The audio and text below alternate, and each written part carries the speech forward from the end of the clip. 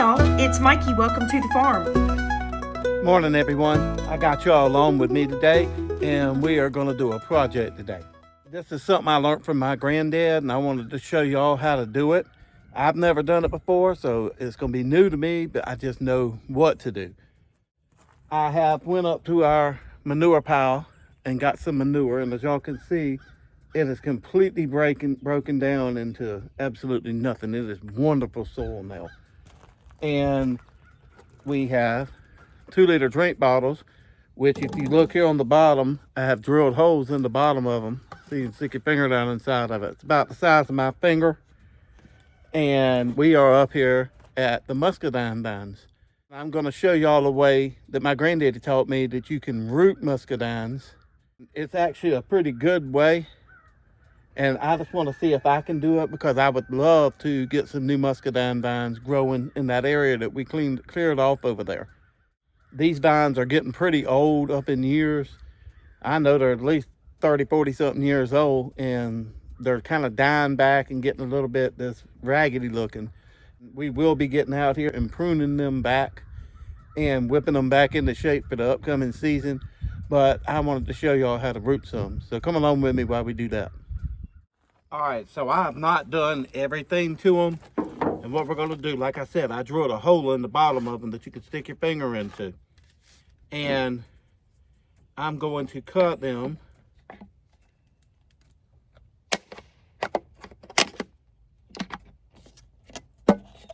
Might have to take a pocket knife to cut them the rest of the way.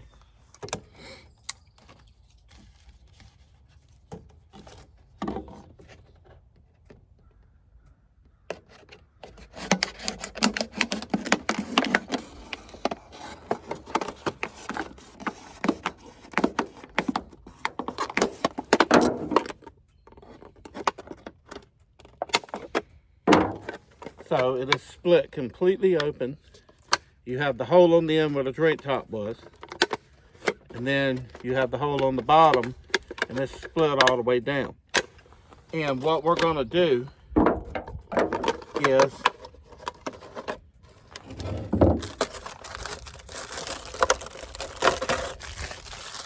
take the label off of them. Take a shovel, not too much, and fill these full of this good soil.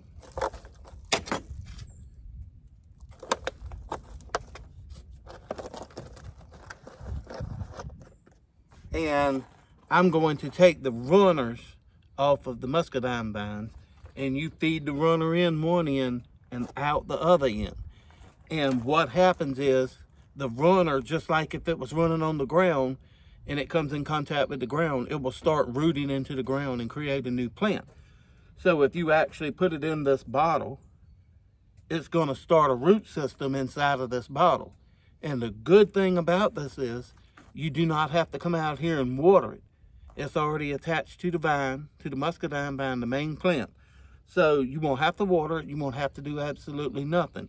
And once it gets a good root system established, you would just literally come out whichever end it's running in through and cut it off. And then you will have a complete muscadine plant that all you have to do is split the bottle on open, dig you a hole in the ground, and put that down in the ground, take the bottle out, and you'll have a complete established muscadine vine. So this is the way my granddaddy taught me. And like I say, I've never done it, and I'm going to try it because now it's the time that the plants are going to start rooting and they're going to start growing and coming out. And now is also the time to be pruning them. So I'm going to just use and save right now 6 and get those established. And we'll probably do this again next year and get some more plants. Or if I see it's working really, really good, I might come out here and just add a couple more because it'll be all season that you can do it. We're in the kitchen and I have a whole mess of blackberries that we picked up. I'm gonna get those canned today while hubby is outside working in the muscadine orchard.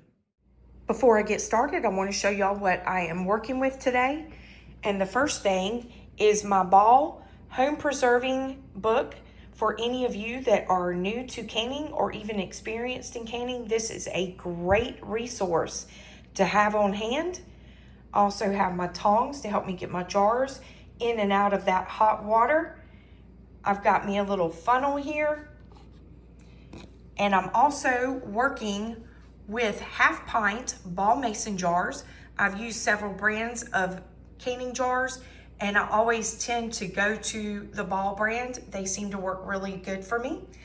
And I have here 8 cups of fresh blackberries, 4 cups of sugar, a big stainless steel pot that I will be mixing the sugar and the blackberries in and cooking them down. I also have my big pot to sterilize all my jars and my lids. And of course, y'all, my canner with the rack. And this is how the jars get sterilized, right here on the stovetop, the old-fashioned way.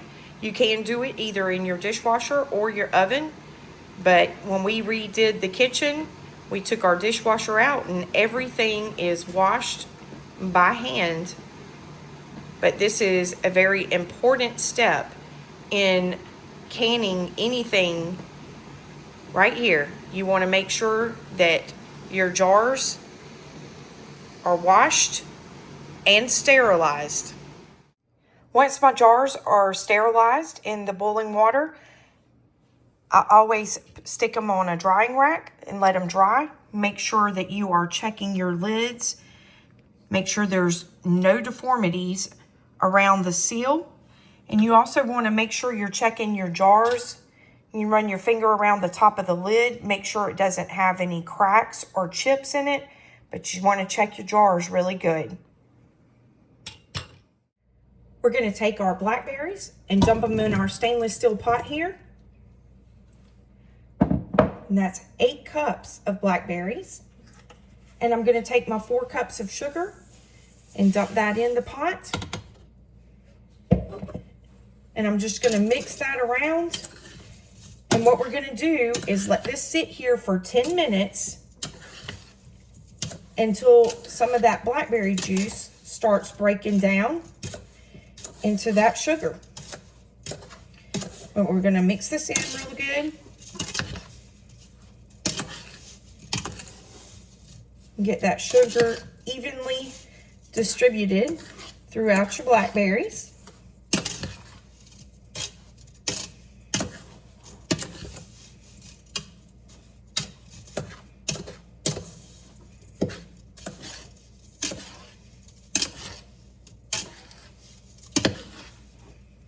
Now, I don't know if y'all can see it or not, but that blackberry juice, those blackberries are starting to break down and create juice in the sugar.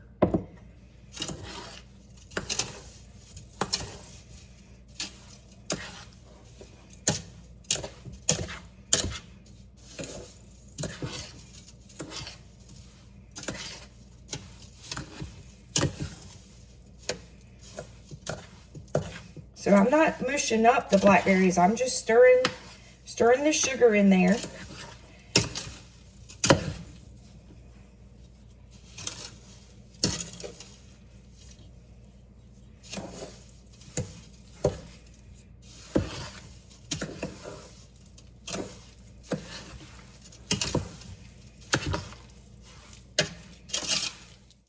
So here's what the finished product would look like. I took one of these runners off of the muscadine vine that was already hanging down, just like this one here, and I'm going to do this one next. Ran it in the bottom of that bottle, and it's in the split under the dirt and running out this end. And here's the end of the runner. So this right here will establish roots in that bottle. And like I say, the best thing about this is you don't have to water it, you don't have to do anything. You just wait until you start seeing roots come all up in this bottle right here. And then you would just snip it off right there. Bust the bottle on open. Take this whole thing, the root system, and bury it in the ground. So I'm going to do this on numerous ones because we have the black ones and the golden ones. So I want to make sure I get some of each because I cannot remember which ones is which. So I'm going to do a couple different vines and that way I'll have a mixture of both varieties. The blackberries and the sugar mixture have been sitting for 10 minutes, and y'all can see all that juice in there. The blackberries are starting to break down and the sugar is dissolving. So we're going to transfer the blackberries onto the stovetop here. And we will be cooking this on medium heat. We want to bring that to a boil. So while I'm waiting for the heat to come up in my pot of blackberries here, I also went ahead and got my water bath canner going with some water, waiting for that to come to a boil. We'll go ahead and put the lid on there, and that will be ready once we get our jars filled up for the canner. So while I'm waiting for this to come to a boil, I'm just stirring it periodically so my blackberries and my sugar don't stick to the bottom and burn. What we're wanting to see in this process is that sugar dissolving. And y'all, blackberry preserves is probably one of my favorite jellies. That along with our muscadine jelly that I make here. All right, so the blackberries are starting to come to a boil, and I am going to turn this up on a higher heat setting. We want this to come to a hard boil for about 10 to 15 minutes, and we want to be sure to be stirring this frequently. I know it's kind of hard for y'all to see for all the steam coming up, but it is boiling pretty good now. And this is another reason why you want to make sure you put this in a big size pot, because it does boil up once it starts getting that heat to it.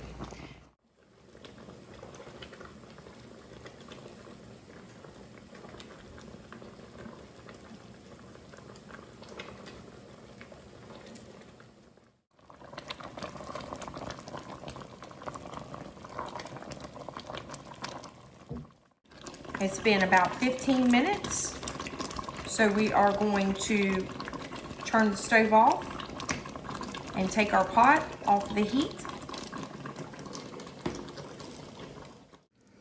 Doesn't that look good? So the next thing we need to do is test it and make sure that it is set up good before we start getting it in our canning jars. So when you're testing to see if it's ready, you want to look for all of it to slide down off the spoon and all those drips to come down together into one drip. And if your jellies don't set up for you the first time around, just put it back on medium heat, bring it back up to a boil, boil it for a few minutes and try it again. And you can always use pectin to help set up your jellies and jams as well. So that looks like it's setting up pretty good. We're gonna go with it. So this mixture usually makes about 4 jars, 4 8-ounce jars.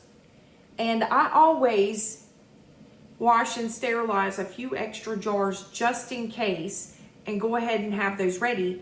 But for this step, y'all can see I have my butter knife, a ladle, and my funnel and my jars. So we're gonna go ahead and get this mixture into these jars.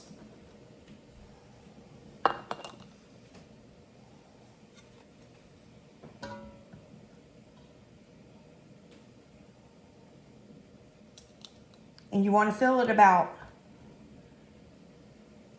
1/4 of an inch headspace at the top.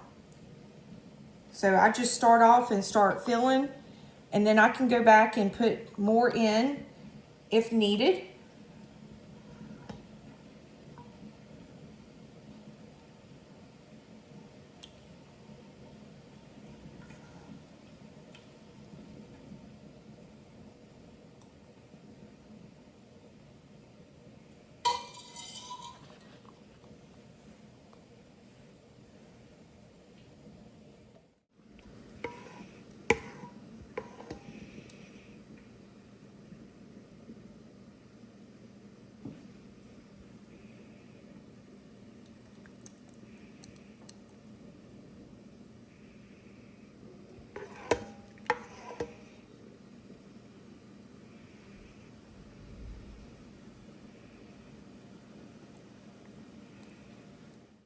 And there's something I forgot to tell y'all in this process.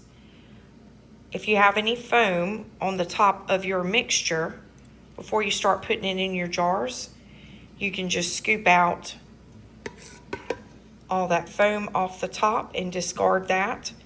Some people do and some people don't. I do, however, because I feel like it makes a prettier jelly once it sets up.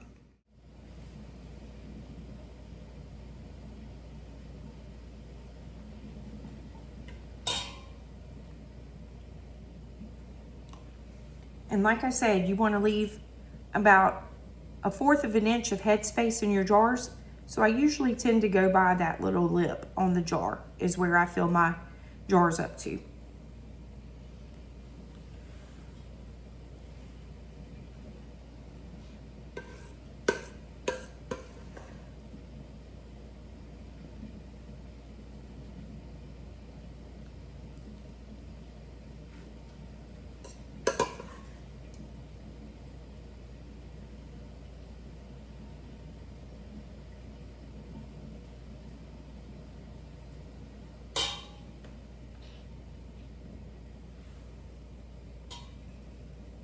And so y'all, we've already got 4 jars now. And this is exactly why I clean a couple of extra jars, have them ready just in case. So we'll have a little bit left over and that will go into the fridge. And the other jars that are sitting here, I'm just gonna top them off a little bit.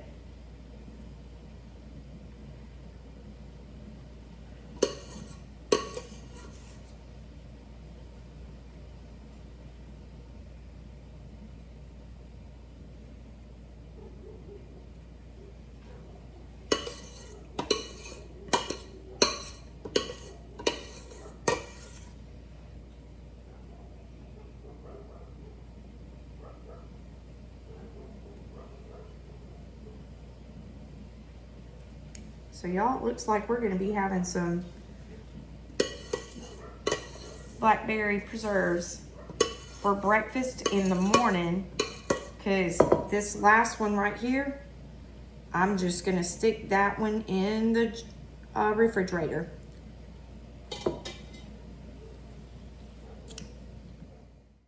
All right, this next process, we're just gonna take butter knife, just kind of go around, make sure we're getting the air bubbles out. You just kind of want to go around the edges.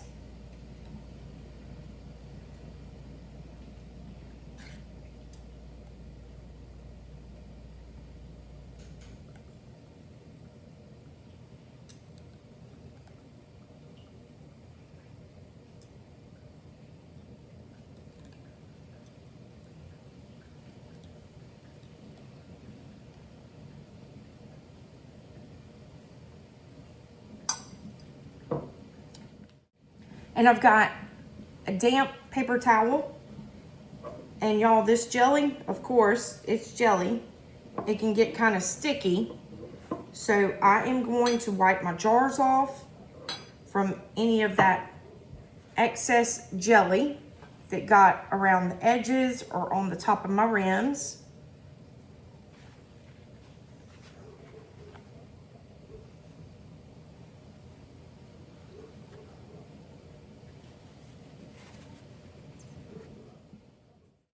And the last step is just going around with a dry paper towel or dishcloth, making sure the rims of my jars are dry. And be careful when you're doing this, because your jars are going to be filled with that hot liquid. So you can use oven mitts if you need to during this process. But you want to make sure all your jars, your lips, are nice and dry.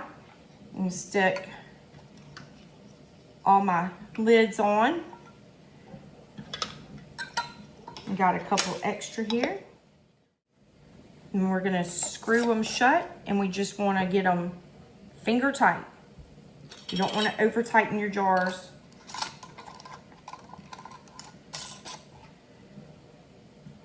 finger tight.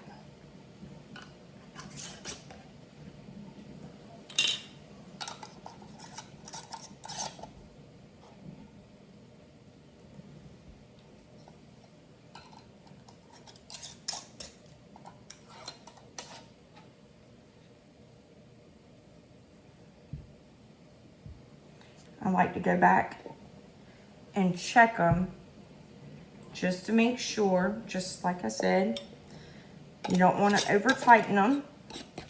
And this one is just going to go straight in the fridge because we don't have a full jar, and I am going to enjoy this in the morning. And that'll set up in the refrigerator overnight. All right, so we are going to stick these jars on my canning rack and just distribute them evenly across the rack. All right, remove the lid off the canner, and we are going to place our rack of jelly into our canner. And guys, you want to make sure that your jars are completely submerged underwater for this process. And if you need to add water to your canner, you most certainly can do that, but all of your jars need to be completely submerged in that water. We are going to process these jars on high heat for 15 minutes. The processing time does not start on this until the water is at a full boil. So once the water comes back up to a boil, we'll set the timer for 15 minutes, and I'll tell you what we're going to do next. All right, y'all. I am so bad about saying I'm doing something and then not showing the finished product. So here's 2 of them coming off of this muscadine vine. And as y'all can see, these muscadines, they're old. See, they're rotted up. So I'm trying to save them. I pruned them back last year, and they are not coming back as good as I'd hoped. So I'm going to try and continue my granddaddy's legacy by getting some of these muscadines re-rooted. So here's one right here. Here's another one. And like I told y'all, I'm trying to skip around to make sure I get both the black variety and the golden variety. And these are the giant muscadines. Here's one up here with this little short runner running out of it. So here's one up on the fence with this runner running in. Here's one right here. Got this runner running through it. And y'all can see they're already starting to sweat. So it's kind of like having your own personal little greenhouse here. So here's another one coming off of that runner. Got that runner right there. And then here's the other one. With that runner running through it right there. So that's 6 of them. So we're going to try this year, y'all, and see how it goes. And I pray that we can get some over here on the hillside where we cleared off of that new pasture garden with the mud hole pond in it. So crossing my fingers. It's something I'd really like to get going and get some new poles up, new wire. These have completely, the poles have rotted off. I've tried to stake them up. It's really hard, anybody that has grown muscadines, grapes, or anything like that. It's really hard to get poles back up, wire running through them, and getting all the runners and stuff supported and hooked back up to the wire. It's a really difficult job. So these are, like I say, they're pretty daggone old. So hopefully get some new ones going and get them established, get new poles up, new guide wires for the runners to run on, and we'll go from here, y'all. Let me get on to my next project. That was an easy peasy project there. God's gonna do the work for us. All I done was provided a little spot with some soil for the muscadines to do what they do naturally. So I'm thinking we're gonna have great results, y'all, on that. So we'll find out soon. The timer is going off on the oven. So Let me show you the next step. Y'all, we are almost done. We are going to turn the heat off on our stovetop, and we are going to remove the lid from our canner. And we'll let this sit here for 5 minutes. And y'all can see that it is stopping the boiling process and cooling down. So that's what this 5-minute process is for right here. The good thing about canning is whenever you're processing your jars, you don't have to stand over it. The only time you really have to pay close attention to it is when you're cooking your mixture down on your stovetop to make sure that it doesn't burn or stick to your pan. But while this was processing, y'all, I was able to get the kitchen cleaned up.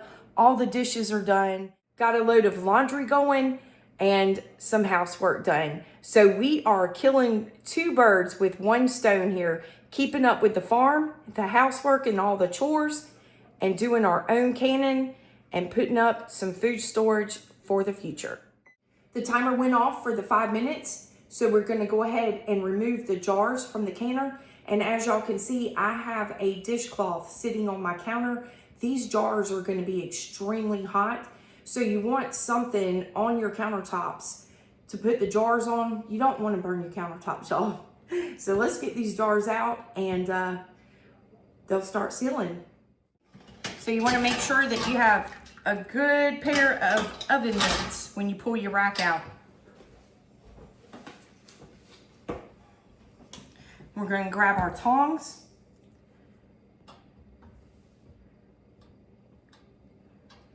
And just start removing our jars from our canner and go ahead and stick them on our dish towel. And I just drain the water off the top of the jar.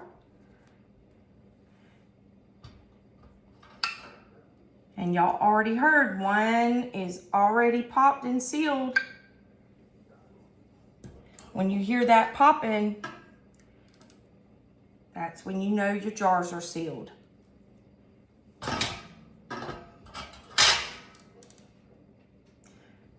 So y'all, we ended up with 5.5 jars of blackberry preserves. And I am looking forward to trying this.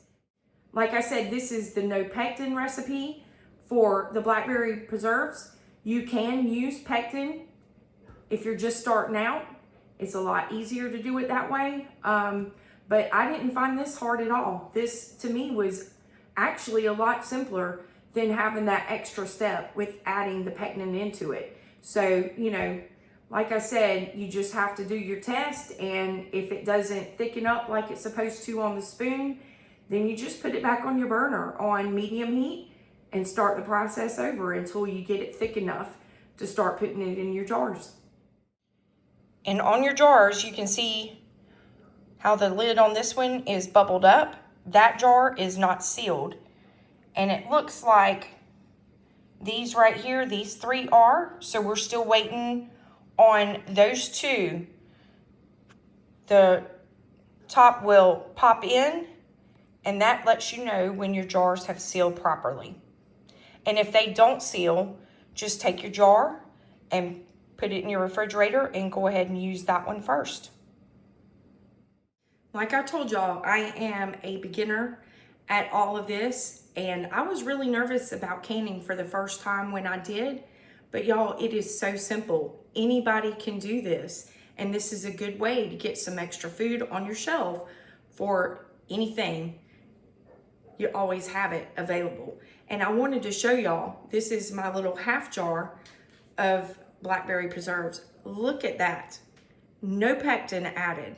Look how that thickened up. And I haven't even refrigerated this yet. So I want to open it up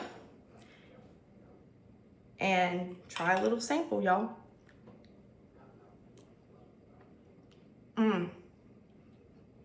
This is really good. So I'm the official taste tester this time. Hubby's outside still working in the orchard and trying to get us some more muscadine vines to grow. I'm looking forward to that because that will mean more muscadine jelly around here. If you're new to canning or even an expert at it, if you have not gotten this book yet, it's a definite must-have. It's good to have on your shelf. It is a very useful resource to have around when you're doing all your canning. I hope that y'all try these blackberry preserves. They are delicious. And I hope hubby was able to give y'all some hints today on how to start rooting some more muscadine vines. I hope y'all are safe out there. Y'all take care. God bless.